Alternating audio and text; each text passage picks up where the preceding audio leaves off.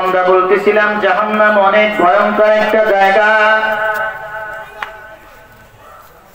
আল্লাহর নবী মসজিদে নববীতে ইমামতি করতেছেন, হঠাৎ করে মায়ার নবী সামনের দিকে হাতটা আগায় দেয়, আবার আল্লাহর নবী পিছনের দিকে পাটা একটু ফেলে দেয়। সাহাবায়ে কেরাম মসজিদে উপস্থিত মুসল্লি ভেসে নামাজ পড়তেছেন। সালাম ফেরানোর পর সাহাবায়ে কেরাম আল্লাহর নবীকে প্রশ্ন করলেন, ইয়া রাসূলুল্লাহ, আজ দিনের মতো এমন কাণ্ড তো পৃথিবীর আর কোনোদিন দেখি নাই। পিছনে কি ব্যাপার? বলে, আপনি নামাজে একবার সামনে গেলেন, আবার পিছনের দিকে আসলেন, কারণটা কি এটা তো বুঝলাম না। আল্লাহর নবী বলে, আমি যখন নামাজের সামনের দিকে গেলাম, আল্লাহ পাকের কুদরতি ভাবে জান্নাত আমার চোখের সামনে তুলে ধরেছিল। আমি তাকায় দেখলাম জান্নাতের ভিতরে বড় বড় আঙ্গুর, বড় বড় আপেল, বড় বড় কমলা, মালটার বাগান, হিমসাগর আমের বাগান, বান্দা যত ফল আছে সব জান্নাতের ভিতরে ঢুকতেছে। আমি হাতটা আগায় দিলাম, আমার মনে হচ্ছিল ওই জান্নাতের আঙ্গুর গাছ থেকে এক থোপা আঙ্গুর ছিঁড়ে আমি তোমাদেরকে খাওয়াই। সাহাবায়ে কেরাম জিজ্ঞাসা করলেন, ইয়া রাসূলুল্লাহ, নামাজের ভিতরে আপনার পিছনে আসার কারণ কি ছিল? আল্লাহর নবী বলে, আমি নামাজের ভিতরে যখন দেখলাম আল্লাহ পাক কুদরতি ভাবে জাহান্নামের প্রতিচ্ছবি আমার চোখের সামনে তুলে ধরেছে, আমি তাকায় দেখলাম জাহান্নামের ভিতরে আমার অধিকাংশ উম্মত আগুনে ধাউ ধাউ করে জ্বলতেছে, তার মধ্যে সবচাইতে বেশি হলো মহিলারা। বুখারী শরীফের ভিতরে হাদিসটা, রাসূল নিজে নামাজে দাঁড়ায়। এই জন্য জান্নাত আর জাহান্নামকে অস্বীকার করার কোন সুযোগ নেই। কোন সুযোগ আছে? যদি আপনি বিশ্বাস না করেন, নিঃসন্দেহে আপনি একজন বেঈমান।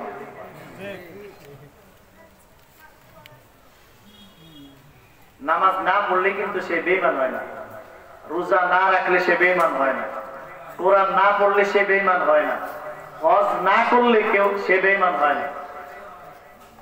যদি কয় নামাজ লাগবে না, রোজা লাগবে না, কোরআন লাগবে না, নিঃসন্দেহে সে বেঈমান। নিঃসন্দেহে সে বেঈমান। তার ভিতরে আর মালায়নের ভিতরে কোনো পার্থক্য নেই। আল্লাহ আল্লাহ সবাইকে হিদায়াত দান করেন। একটা ঘটনা একটু শুনুন। আমি আজ থেকে প্রায় 6 বছর আগে পাবনা গেছিলাম। যমুনা নদীর পাড়িতে একটা কবর, গরুস্থান। বর্ষার সিজনে ঢেউয়ের কারণে গরুস্থানের কিছু অংশ ভেঙে যায়। একটা কবরের কিছু মাটি ভেঙে নদীতে পড়ে গেছে। নদীতে পড়ে যাওয়ার পর পুরা লাশটাই দেখা যাইতেছে। এলাকার ভিতরে সংবাদ ছড়ায় গেছে যে অমুক গরুস্থানে একটা লাশ বের হয়ে গেছে। মানুষ ওই লাশটা দেখার জন্য আসতেছে, অনেক মানুষ জমা হয়ে গেছে। যারা এই যে লন্ডি করে, কাপড় চোপড় দেয়, ধোপা কয় না, ধোপা, ধোপা এক লোক কাপড় ভিজাইছে বালতিতে কইরা যমুনা নদীতে ধোয়ার জন্য নিয়ে যাইতেছে। তো যায় দেখে নদীর পাড়িতে গরুস্থানে অনেক মানুষ দেখা যায়। তার এইটা জানার আগ্রহ জাগলো, কি ব্যাপার ওখানে গরুস্থানে এত লোক কেন? কেউ মরে গেছে এমন সংবাদ তো শুনি নাই। এই লোকটা দেখার জন্য বালতিটা রাইখে দেখার জন্য গেছে। যাওয়ার পর দেখে অনেক মানুষগুলোকে আস্তে আস্তে সরায় কবরের সামনে গিয়ে দাঁড়ায় গেছে।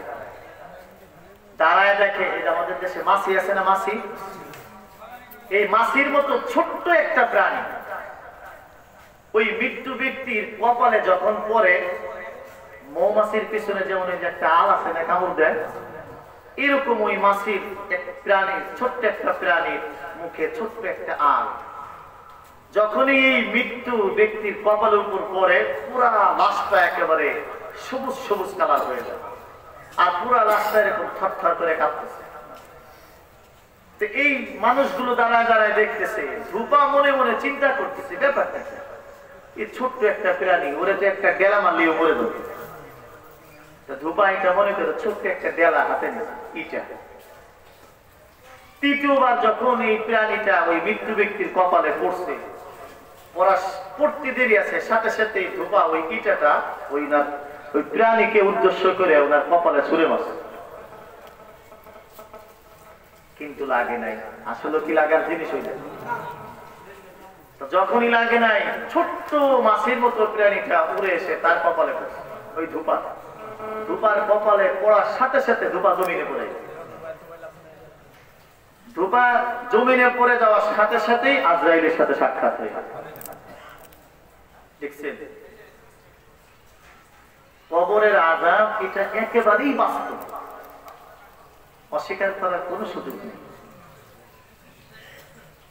দুনিয়ায় যেমন টাকা ছাড়া চলা যায় না, কবরে নেক আমল ছাড়া চলা যাবে। কবরে নেক আমল ছাড়া কেউ চলতে পারবে না। দুনিয়ায় তো হাওলাত পাওয়া যায়, উদের পাওয়া যায়, যায় না? না যায়। হ্যাঁ, আমার টাকা নাই দোস্ত, আমার 5,000 টাকা দিয়ে দিবে। কিন্তু কবরে কি হাওলাত পাবেন? আমি একটা নেকির কারণে জান্নাতে যাইতে পারতেছি না, আমাকে একটু জান্নাতে যাব, একটা নেকি দে, এরকম কেউ আছে? মা বাপ দিবে না, ভাই বোন দিবে না। এই জন্য দুনিয়ার থেকে নেক আমল করে যা, কাজে লাগে। এবং যার যার চিন্তা সেই সেই করে, ওই আরেকজনে কি করতেছে ওইটা বাদ দেন, তার কথা তো আল্লাহ আপনাকে জিজ্ঞাসা করবে না। আপনার নামাজ রোজা সম্পর্কে আপনাকে আল্লাহ জিজ্ঞাসা করবে। কষ্ট হইতেছে আপনাদের? আমি এমনি কিছু কথা কইতেছি, কষ্ট হইতেছে? আল্লাহ, এই জন্য ভাই,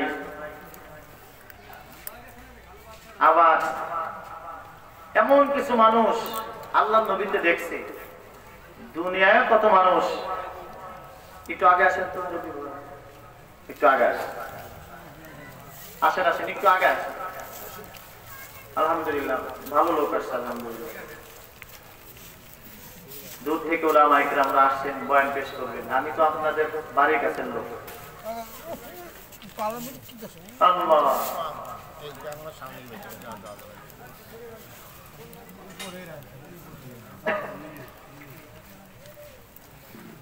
আল্লাহ, আল্লাহ,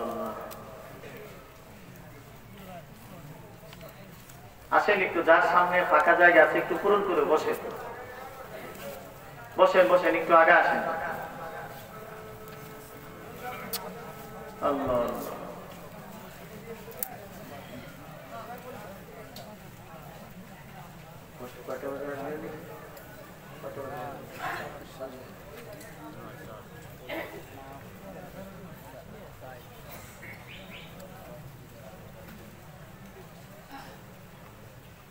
আল্লাহ, পৃথিবীতে আল্লাহ পাক কত মানুষ সৃষ্টি করছেন দেখেন। এত মানুষ, এত মানুষের হিসাব আল্লাহ কেমনে নিবে? এত মানুষের হিসাব আল্লাহ কেমনে নিবে? আল্লাহ কয়জন? কথা বলেন, আল্লাহ কয়জন? তো আল্লাহ তো একজন, মানুষ তো পৃথিবীর শুরু থেকে নিয়ে কিয়ামত পর্যন্ত অসংখ্য অগণিত মানুষ করেছে। এত মানুষের হিসাব আল্লাহ কেমনে নিবে? প্রশ্ন জাগে না? না জাগে? এত মানুষের হিসাব আল্লাহ কেমনে নিবে? বাস্তব করে বলেন, আল্লাহ পারে না এমন কিছু আছে? হ্যাঁ, আল্লাহ। এই সমস্ত মানুষের হিসাবের ক্ষেত্র আল্লাহ পাক তিনটা দলে বিভক্ত করবে। একটু ভালো করে শোনেন মুরব্বী বাবারা, যুবক ভাইরা, একটু ভালো করে শোনেন। প্রত্যেকটা মানুষের হিসাবের ক্ষেত্র আল্লাহ পাক তিনটা দল বানাবে। কয়টা দল? তিনটা দল। একটা দল বিনা হিসেবে জান্নাতে চলে যাবে, একটা দল বিনা হিসেবে জান্নাতে চলে যাবে। এরা আবার 5 দল। এরা আবার কয় দল? 5 দল। 1 নাম্বার হলো সমস্ত নবীরা জান্নাতি, 2 নাম্বার সমস্ত সাহাবায়ে কেরাম জান্নাতি, 3 নাম্বার সমস্ত তওবা করনেওয়ালা ব্যক্তি জীবনে আর গুনাহ করবে না, তওবা করার পরে তারাও জান্নাতি। 4 নাম্বার পৃথিবীতে যত পাগল আছে, পাগল, এরাও জান্নাতি, এদের কোনো হিসাব হবে না। সিআইডি না কিন্তু ভারতের তে আইসা সিআইডি গিরি করতেছে, এরা না কিন্তু আমার খবরটা এমনি মাথার তার ছিড়া, বুঝছেন নি পাগল, এরা জান্নাতি, এদের কোনো হিসাব হবে না। 5 নাম্বার হলো নাবালেগ, ছেলে হোক মেয়ে হোক, বালেগ হওয়ার আগে যারা মারা গেছে তারাও জান্নাতি। তাহলে এদের কোনো হিসাব হবে? কত মানুষ কমে গেল দেখছেন? আর বাকি থাকলো কয় দল? 2 দল। দ্বিতীয় দল বিনা হিসাবে জাহান্নামে যাবে। সুবহানাল্লাহ। নাউযুবিল্লাহ। দ্বিতীয় দল বিনা হিসাবে কোথায় যাবে? জাহান্নামে যাবে। এই কথাটা খুব রাখবেন মাথায়, কাজে লাগবে ইনশাআল্লাহ। দ্বিতীয় দল বিনা হিসাবে জাহান্নামে যাবে, তারাও 5 দল। যারা বিনা হিসাবে জান্নাতে যাবে তারাও 5 দল, যারা বিনা হিসাবে জাহান্নামে যাবে তারাও কয় দল? 5 দল। 1 নাম্বার, সমস্ত মুশরিক জাহান্নামী, সমস্ত কাফের জাহান্নামী, সমস্ত নাস্তিক জাহান্নামী, সমস্ত মুরতাদ জাহান্নামী। 5 নাম্বার, ওই সমস্ত লোক, আরবিতে বলা হয় তাহারিয়া, অর্থাৎ যারা বলে আল্লাহ নাই, এরাও জাহান্নামী। তাইলে 1 দল বিনা হিসেবে জান্নাতি, তারা 5 দল, আর 1 দল বিনা হিসেবে জাহান্নামী, তারাও 5 দল। তাহলে বাকি থাকলো আর কয় দল? 3 দলের কয় দল? 1 দল। 1 দল। এই 1 দলের হিসাব হবে। আমি এটার একটা উদাহরণ দিই। বর্তমান পৃথিবীতে 600 কোটি মানুষ, তা 600 কোটি অথবা 650 কোটি মানুষ।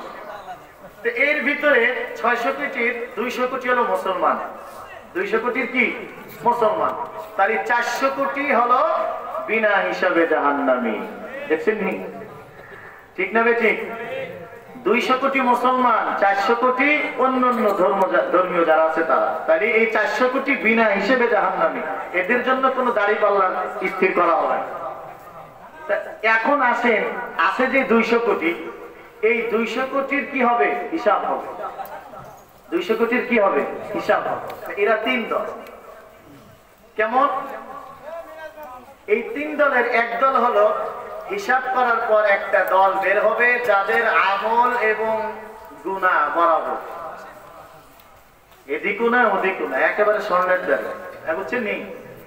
আমলও করছে গুনাহও করছে না। প্রথম দল হলো আমল বেশি গুনাহ কম। প্রথম দল কারা? আমল বেশি গুনাহ কম, এরা জান্নাতে চলে যাবে। সুবহানাল্লাহ। দ্বিতীয় দল হলো নেকি কম গুনাহ বেশি, এরা জাহান্নামে চলে যাবে। নাউযুবিল্লাহ। বাকি থাকলো 3 দলের 1 দল। এই দল কারা?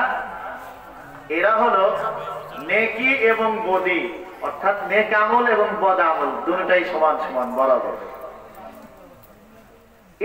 এদের অবস্থা কি হবে? আমার কথাটা কি বুঝছেন? তৃতীয় দলের 3 নাম্বার দলের অবস্থাটা কেমন হবে? যাদের নেকি এবং বদি দুটোটাই বরাবর, না জান্নাতি না জাহান্নামী, মাঝপথে হাবুডুবু, 2 নৌকা পাড়া দিলে যাওয়া। বুঝেন নাই? এদের ব্যবস্থাও আল্লাহ পাক রাখছে। কেমনে রাখছে দেখেন। আমি কথা কিন্তু সুর দিতেছি না, এমনি বলতেছি, রাগ করেন না।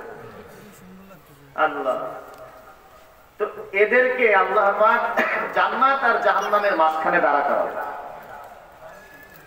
জান্নাত আর জাহান্নামের মাঝখানে দাঁড়া করাবে। আর আল্লাহ নিজে ঘোষণা দিয়েছেন, ইন্না রাহমাতি সাবাকাত গাযাবি।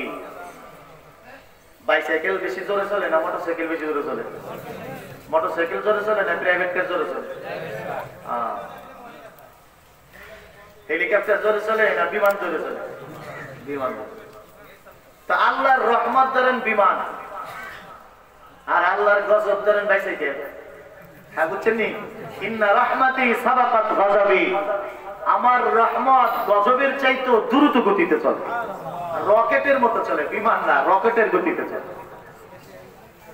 দেখবেন যেই চুম্বকের ভিতরে পাওয়ার বেশি থাকে সে কিন্তু লোহাকে তত তাড়াতাড়ি টানে, আর যে চুম্বকের ভিতরে পাওয়ার কম সে কিন্তু লোহাকে অত তাড়াতাড়ি টানে না। হ্যাঁ, মনে হয় দশভঙ্গ, এরকম মনে হয়। আমদাদেরও সত্য হয় বলে আল্লাহ এই কথাটা বলছেন আল্লাহ, ইন্না রাহমাতি সাবাকাত গাযাবি। আল্লাহ পাকের কত বড় কুদরত, আল্লাহর তৈরি জান্নাতের আকর্ষণে, রহমতের আকর্ষণে টাইনে তাদেরকে জান্নাতে নিয়ে যাচ্ছে। কত সুন্দর। এখন ওই যে যাদের গুনাহ বেশি নেকি কম জাহান্নামে চলে গেল, এদের কি হবে? আল্লাহ কি কথা জানেন?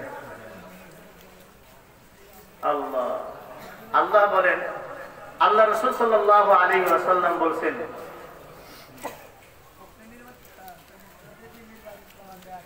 হাসায়াতুম মিন হাসায়াতি রাব্বি। হাসায়াতুম মিন হাসায়াতি রাব্বি মানে হাসায়া মানে হলো গেউরা। গেউরা আমরা যে গেউরা কিনা মা বোনেরা উঠেতে দান উঠে নেয়, আমার এই গেল গেউরা। তো এদের অবস্থা কেমন হবে? আল্লাহ পাক সমস্ত ওই জাহান্নামী বান্দাদের গুনাহ মাফ কইরা কইরা কইরা করে জান্নাতে দিয়ে দিবে। শেষ পর্যন্ত আল্লাহ পাক তিনটা গেউরা জাহান্নামের ভিতরে এইভাবে মারবে। আল্লাহ কুদরতি হাত কত বড়, কে কইতে পারবে? আমাকে ফরিদপুর জেলার মতো বিশাল, এটা কেমন কে করতে পারবে না, ঠিক কিনা? আল্লাহ যেমন তেমন। তো হাসায়াতিন মিন হাসায়াতি রাব্বি, এরকম কুদরতি হাত দিয়ে জাহান্নামের ভিতরে তিনটা গেউরা মাইরা আল্লাহ নিজে ওখান থেকে উঠাইয়া আবে হায়াত নামক একটা জায়গা আছে, ওটার ভিতরে ফেলাবে। ফেলানোর সাথে সাথে জাহান্নামের ভিতরে পুরা কয়লা মানুষ যা হয়ে গেছে, আবার হযরতে ঈসা আলাইহিস সালামের মতো 33 বছরের যুবক হয়ে যাবে। 33 বছরের মতো যুবক হওয়ার পর আল্লাহ পাক ওদেরকে সব গুনাহ মাফ কইরা জান্নাত দান করবে। জান্নাতে যখন ঢুকবে তখন ইউসুফ আলাইহিস সালামের মতো সুন্দর চেহারা অধিকারী হবে। আর কি হবে? শরীরে কোনো পশম থাকবে না, মুখে কোনো দাড়ি থাকবে না। এই জন্য দুনিয়া দাড়ি চাচ্ছেন আপনারা, জান্নাতে তো দাড়ি রাখতো না, এই জন্য দুনিয়া রাখতো না। আল্লাহু আকবার। তো যখন ঢুকবে 33 বছরের যুবক হয়ে ঢুকবে, ইউসুফ আলাইহিস সালামের মতো সুন্দর চেহারা নিয়ে ঢুকবে। আর জান্নাতি সমস্ত মানুষের ভাষা হবে আল্লাহর নবী মুহাম্মদ সাল্লাল্লাহু আলাইহি ওয়াসাল্লামের আরবি ভাষা। এখন প্রশ্ন জাগতে পারে, হুজুর আমরা তো জীবনে কোনোদিন আলিফ বাতা পড়িনি, আমরা কি কইতে পারবো? অবশ্যই পারবে। আল্লাহ পাক ওই জগতে জান্নাতের ভিতরে আরবি ভাষা বলার যোগ্যতা তৈরি করে সুবহানাল্লাহ। তাহলে আপনি কেমনে চলবেন? হ্যাঁ, যারা সৌদি থাকেন তারা তো দিদা এখন এই আমার কথা ভাত দেয়, বুঝবেন কি তারা? ওই রকম ভাষা শেখার ব্যবস্থা আল্লাহ পাক করে দেন। আল্লাহ। তো এবার আসেন, মানুষগুলো যখন নেককার হবে, ওই যে গুনাহগারের রূহটা আল্লাহ পাক ছিনিয়ে নিয়ে গেছেন আকাশের দিকে, এবার নেককার যারা হবে তাদেরকেও আল্লাহ পাক তাদের মাথার কাছে আজরাইলকে পাঠায়। জান্নাত থেকে সাদা এক টুকরা কাপড় নিয়ে আসবে, আইনে বান্দাকে ডাক দিবে, বান্দার রূহটাকে ডাক দিবে, আস্তে করে অনায়াসে আরামের সাথে রূহটা বান্দার ভিতর থেকে বের হয়ে চলে আসবে।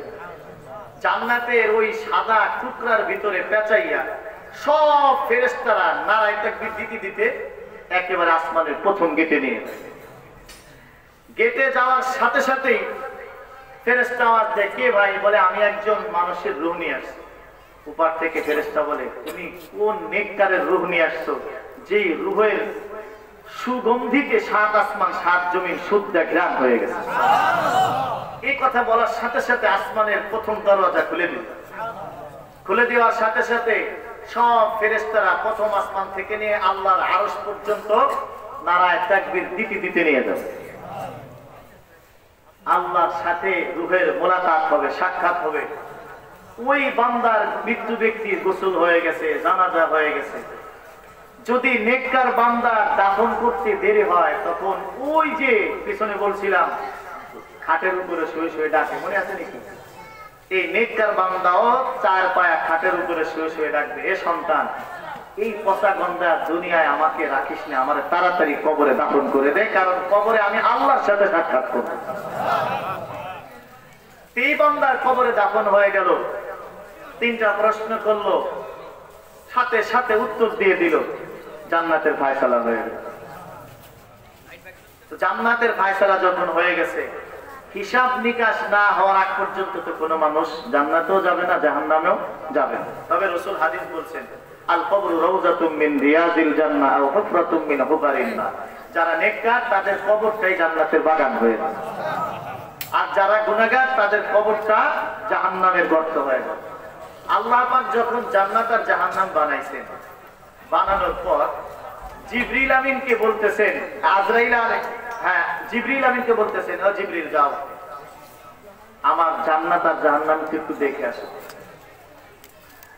আল্লাহ রাসূল হাদিসের ভিতরে এইভাবেই বর্ণনা করছেন, জিবরিল আমিন আল্লাহর কথা শোনার সাথে সাথে জান্নাত দেখার জন্য চলে গেছে।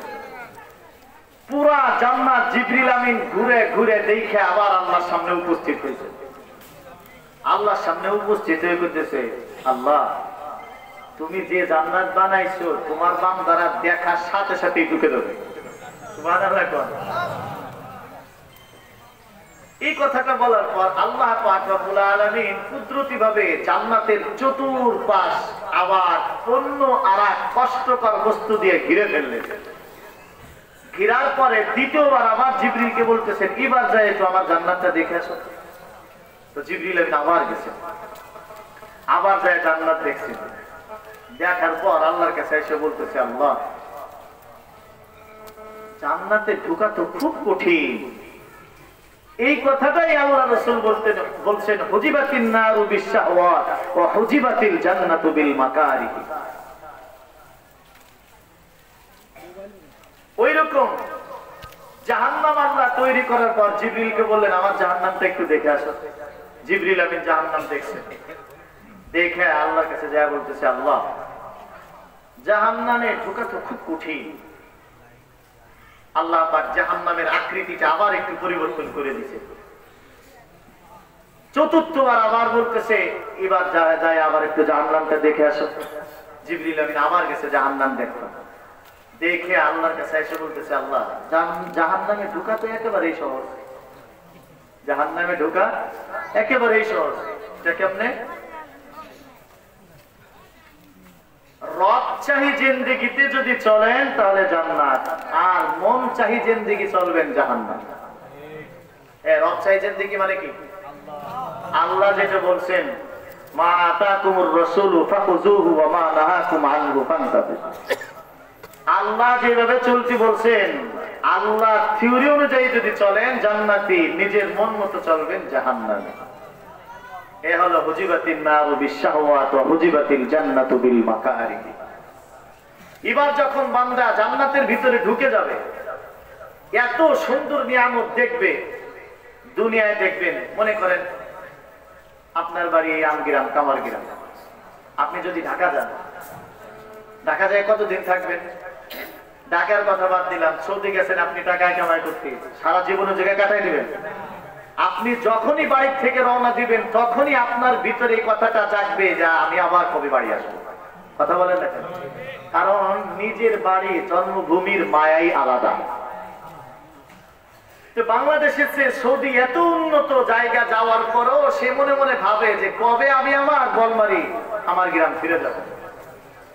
কিন্তু মানুষের যে আরেকটা জগৎ আছে মৃত্যুর পরে, জান্নাত। এই জান্নাতে যাওয়ার পরে কি মানুষ কখনো বলবে যে আল্লাহ আমারে আবার একটু বলমারি কামার গ্রামে পাঠান?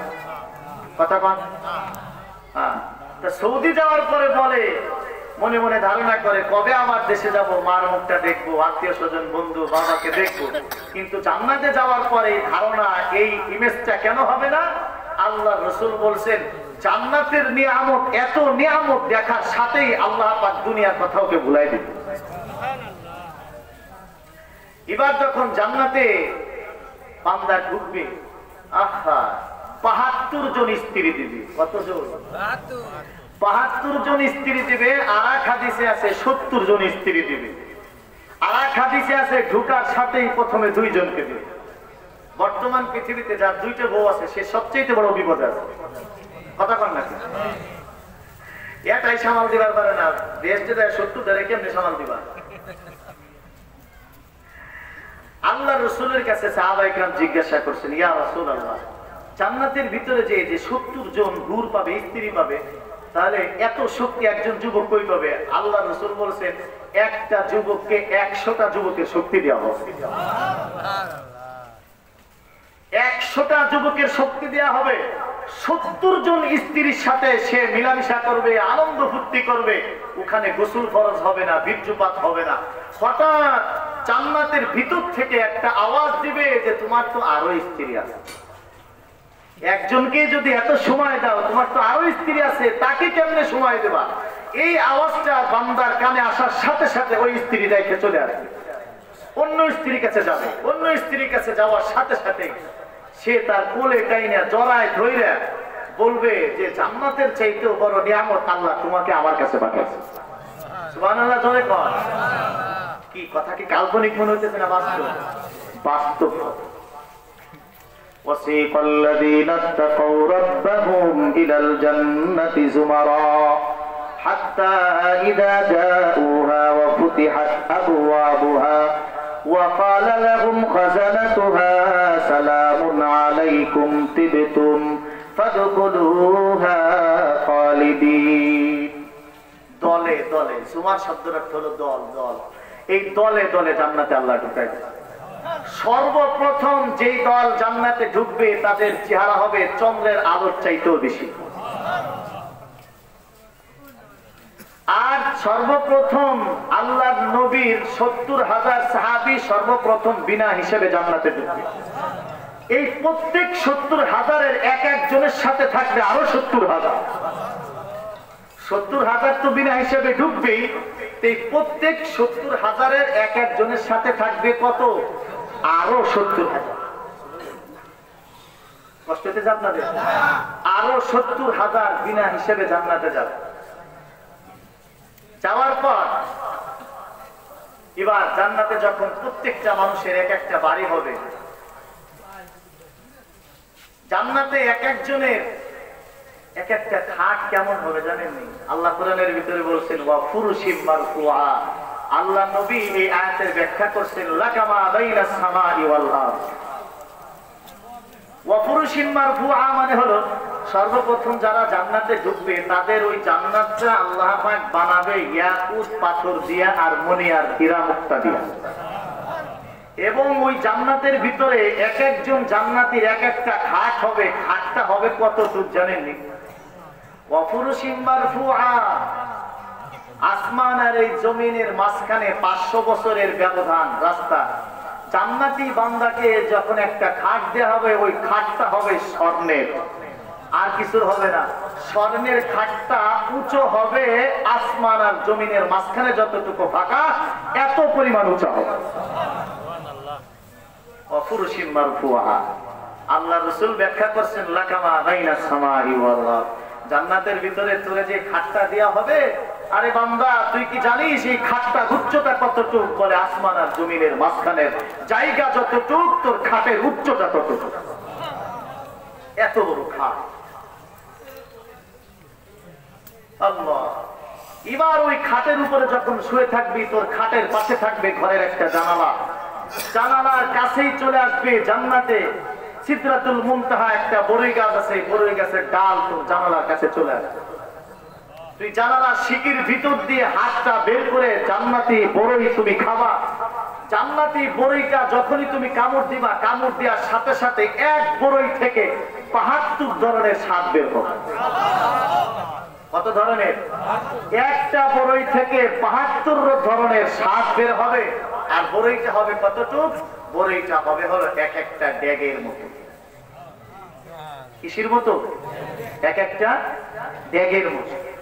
এবার প্রশ্ন জাগে, ড্যাগের মতো মতো এক একটা বড়ই 2 ইঞ্চি গাল দিয়ে কেমনে খাবো? এর উত্তর হলো আল্লাহ রাসূল হাদিসের ভিতরে বলছেন মানুষ যখন জান্নাতে ঢুকবে তখন ফেরেশতাদের হাতের 60 হাত লম্বা হবে। কত হাত লম্বা হবে? ফেরেশতাদের হাতের 60 হাত লম্বা হবে। আমি আজকে পড়াইছি, ফেরেশতাদের হাতের 60 হাত লম্বা হবে প্রত্যেকটা জান্নাতে। গাল হবে 2 থেকে 2.5 হাত। মনে হয় কামার গিয়ে আমি খাইলাই এরকম। এত বড় বিশাল একটা গাল হবে। এই গাল দিয়ে আল্লাহ পাক কি খাওয়াবে? জান্নাতের এই কুলুবুরই খাওয়াবে। সুবহানাল্লাহ। জান্নাতের প্রত্যেকটা জান্নাতীর সর্বপ্রথম নাস্তা হবে কি জানেননি? নাস্তা হবে রুটি। রুটি জান্নাতে মানুষ যখন ঢুকবে ওখানে তো আল্লাহ খাওয়াবে, তা সর্বপ্রথম জান্নাতি মেহমানের রাস্তা হবে কি? নাস্তা হবে রুটি। রুটিটা হবে কি দিয়া? আল্লাহর কুদরতি হাত দিয়ে বানাবে। সুন্দর রুটি বানায় না, দুই হাত দিয়ে এরকম কইরা, হাদিসের ভিতরে ঠিক এরকমই শব্দ ব্যবহার করছে। এই তুন্দুল রুটি, নান রুটি যেমন দুই হাত দিয়ে এরকম থাবড়ায় থাবড়ায় বানায়, আল্লাহ পাক পুরা জমিনটাকে দুই হাতের মুঠোয় নিয়ে নিয়ে, দুই হাতের মুঠোয় নিয়ে নাড়াচাড়া করে একটা রুটি বানায়। পুরা পৃথিবীটা একটা রুটি। এই পৃথিবীটাকে একটা রুটি বানায়া জান্নাতের সমস্ত মানুষদের প্রথম নাস্তা দিবে আল্লাহ। ওর সাথে থাকবে মাছের কলিজা। মাছের কলিজা, একটা মাছের কলিজা দিয়া পুরা জান্নাতি মানুষের মেহমানদারি হয়ে যাবে। দেখছেন নি? এক মাছের কলিজা, তাহলে কত বড় হবে মাছটা? এক মাছের কলিজা দিয়ে কি হবে? পুরা জান্নাতি মেহমানদের নাস্তা হয়ে যাবে। আল্লাহ আল্লাহ আকবার।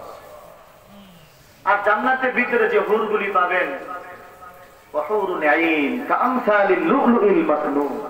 ও যুবক ভাই, এখন তো একটু সোনো পাউডার মাইকে রাস্তা দিয়ে হাঁটে, তুমিও তার পিছে পিছে, ঠিক কিনা? বর্তমান সমাজটা এমন হয়েছে, কি কয়, তলদে ফিটপাট উপরে সদর ঘটনা কি আছে না? ওই দিন গত বছর এক জায়গায় মাহফিলে গেছি, একজনে কইতেছে, এটা মানে এমনি একটা ঘটনা আর কি, কানে শোনা। তো বর্তমানে কিছু মেয়েদের চেহারার দিকে তাকাইলে দেখা যায় 1000 পাওয়ারের বাতি জ্বলে, আর শরীরের দিকে তাকাইলে 0 পাওয়ারের বাতি জ্বলে।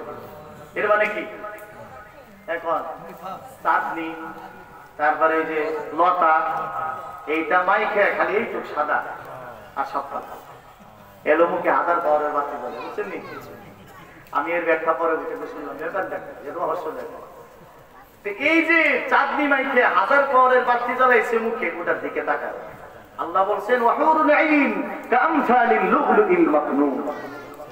আরে যে হুর দিবি, সে হুরটা দেখার সাথে মনে হবে হীরা আর মণি, মুক্তা যেমন ঢাকা আবৃত থাকে, মুক্তা মণি যেমন চকবক করতে থাকে, ঝলমল করতে থাকে, হুরটা যখন তোর সামনে এসে দাঁড়াবে ওই রকম মণি মুক্তার মতো চমকাইতে থাকবে।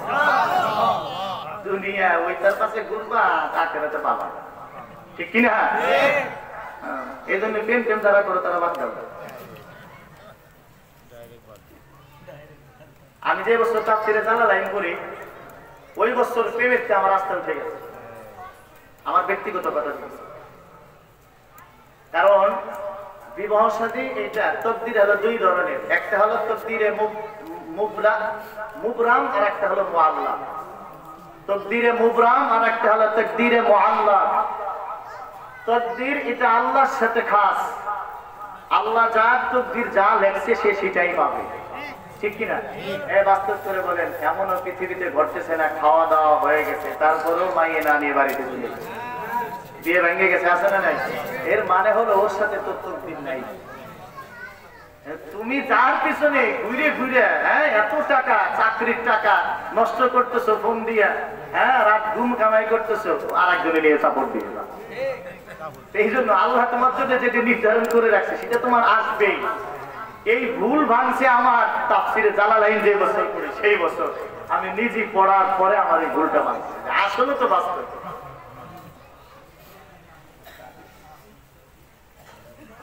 আল্লাহ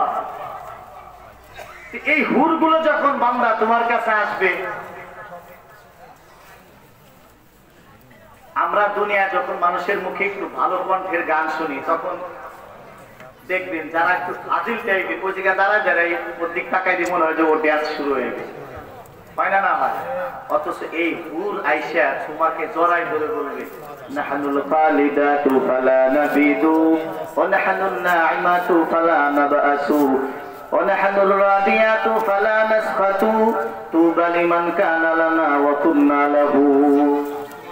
ওরা এসে বলবে যে আমাকে আল্লাহ তোমার কাছে পাঠাইছে, আমি কোনোদিন ধ্বংস হব না, চিরদিন তোমার সাথে থাকবো।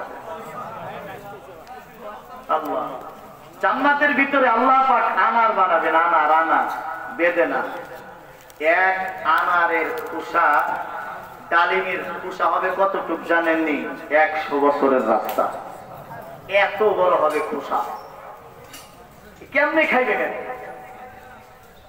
জান্নাতে ঢোকার সাথেই পাখি আকাশ দিয়ে উড়ে চলে যাবে, ওই পাখি আপনার সামনে এসে বসবে। বসার সাথে সাথে ওই পাখি গুনাহ হয়ে আপনার সামনে চলে আসবে।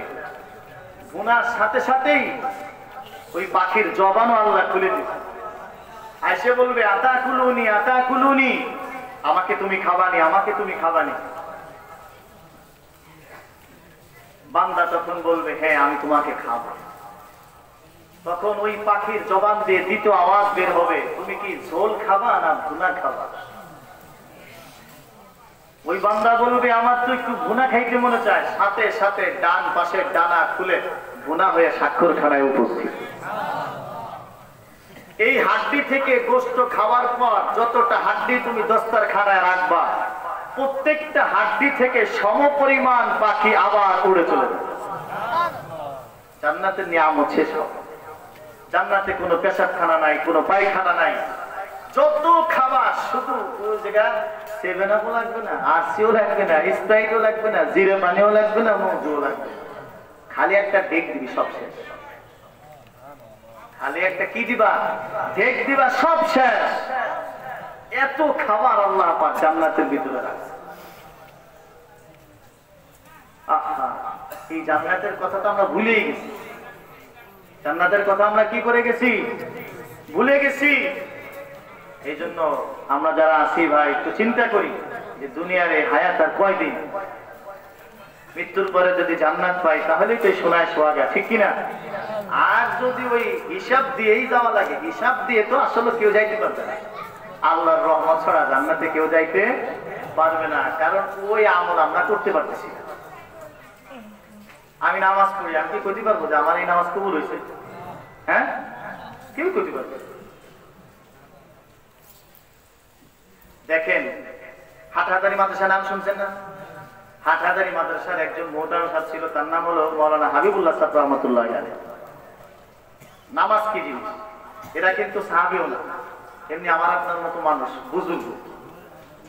মানে আল্লাহর সাথে তার কালেকশনটা কত হয়েছে এই কথাটা বোঝার জন্য আমি বলতে চাই। হাটহাজারী মাদ্রাসার সমস্ত উস্তাদরা এবং ছাত্ররা মসজিদে নামাজে দাঁড়াইছে। বিদ্যুতের যেটা কি কয়, ট্রান্সফরমার নাকি কয়, ট্রান্সমিটার নাকি, এইটা বাস্ট হইয়া পুরা এলাকা মসজিদ ধুমায় ভরে গেছে। বিকট একটা আওয়াজ হয়েছে। মুসল্লিরা তো নামাজ ছেড়ে চলেই গেছে, সাথে সাথে ইমামও ভয়ে নামাজ ছেড়ে চলে গেছে। হাটহাজারী মাদ্রাসার ঘটনা। গত ২৫ দিন আমার আব্বার জবানে আমি এই ঘটনাটা শুনছি। আমার আব্বা হাটহাজারীতে 4 বছর।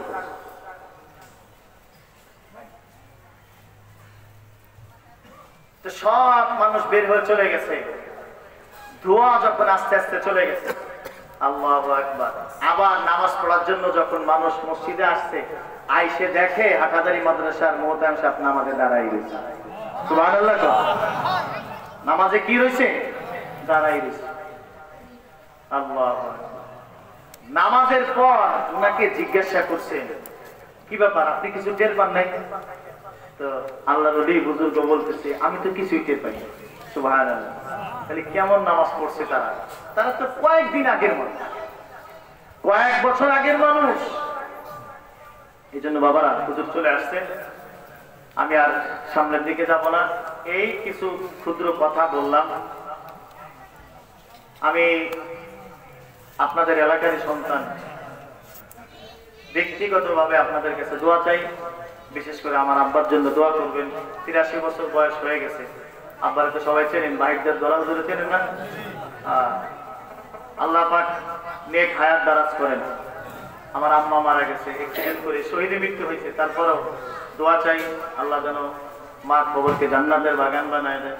আপনাদের যাদের মা বাবা আত্মীয় স্বজন চলে গেছে, আল্লাহ তাদেরকেও মাফ করে দেন।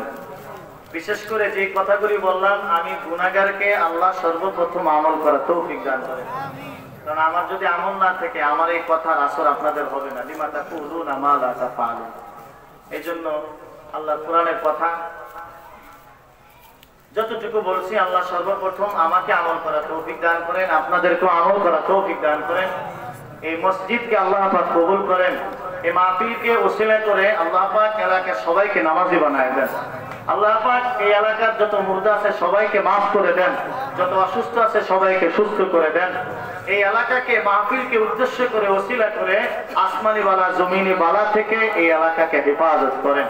পাশে একটা মাদ্রাসা আছে, মাদ্রাসার দিকেও আপনারা লক্ষ্য রাখবেন। ছেলে মেয়ে যারা আছে তাদেরকে একটু মাদ্রাসায় পড়াবেন।